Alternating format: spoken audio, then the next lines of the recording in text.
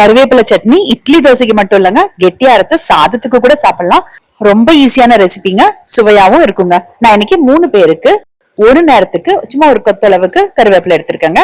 நல்லா எலசா இருக்க மாதிரி எடுத்துக்கோங்க. நல்லா உருவிட்டு கழுவி எடுத்துக்கலாம். கடாயில ஒரு 2 ஸ்பூன் அளவுக்கு உளுந்த பருப்பு, 2 ஸ்பூன் அளவுக்கு கடலை பருப்பு சிம்ல வச்சு கொஞ்சம் பிரவுன் ஆகுற வரைக்கும் வறுத்து எடுத்துக்கோங்க. உங்ககிட்ட கருப்பு உளுந்து இருந்தா கூட சேர்த்திக்கோங்க, வெள்ளை உளுந்துக்கு பதிலா.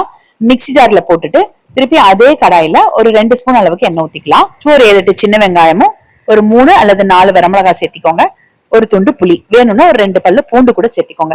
சிம்ல வச்சு நல்லா வெங்காயம் வறுபட்டதுக்கு அப்புறமா கழுவி எடுத்து வச்சிருக்க கருவேப்பிலையை சேர்க்கிறோங்க.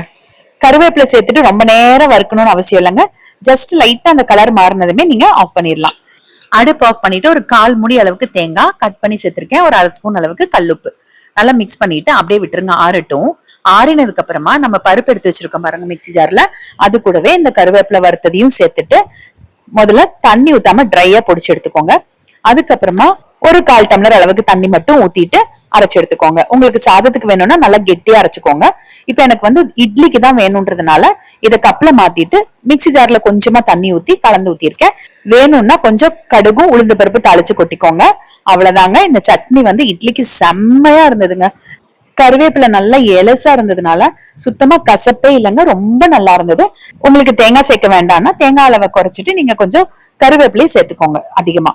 அவ்வளவுதாங்க. கருவேப்பிலை சட்னி எல்லாரும் செய்யறதுதான், தெரியாதவங்க தெரிஞ்சுக்கிறதுக்காக தாங்க இந்த வீடியோ.